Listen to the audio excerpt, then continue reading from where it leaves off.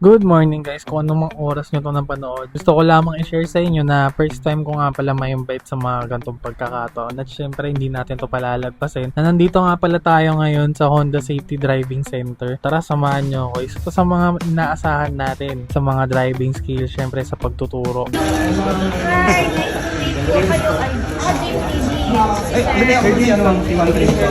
Nagbobo ko. Pwede na One Trip. Kasi travel ka na lang. Oh, nice.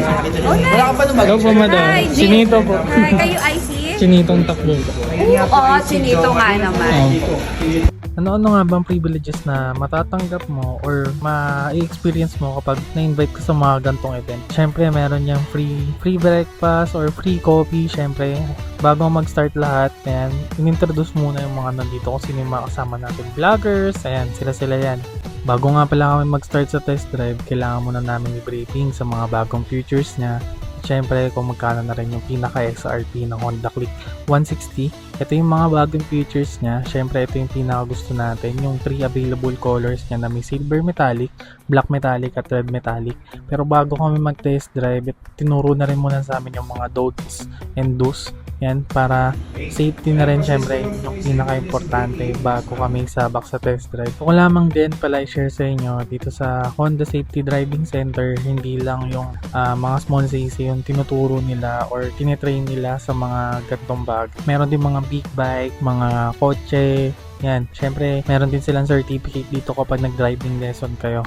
Naka-display na rin pala dito yung 3 colorway ng Honda Click 160. Siyempre, meron din ditong Honda Click na 125. Sobrang ganda ng colorway na tatlo. Ito yung mga ibang variant. Honda Click 125, the ultimate game changer. Sa mga oras na to, sinusot na nga pala sa amin yung mga gears na gagamitin para safety purposes na rin kung masemplang man or hindi. Siyempre, hindi tayo masasemplang dahil sanay na sanay tayo scooter. Sanay naman tayo mag-drive ng ganito. Pero pagdating kasi dito sa safety center or driving center, kailangan talaga safety first talaga pagdating sa mga ganito. Ayan, pinili ko nga pala dito yung black orange na Honda Click 160. Kung tatanungin mo ko kung re-recommend ko ba tong Honda Click 160 para sa mga tropa natin at syempre sa mga kakilala natin, lalo na sa mga makakadoon, 100% yan na i-recommend ko sa inyo at guarantee ko na safety nyo talaga ang inuuna ni Honda pagdating sa mga gantong motor or lalo na sa mga new features nila katulad nitong Honda Click 160 dahil meron na rin siyang CBS. Ang ibig sabihin ng CBS ay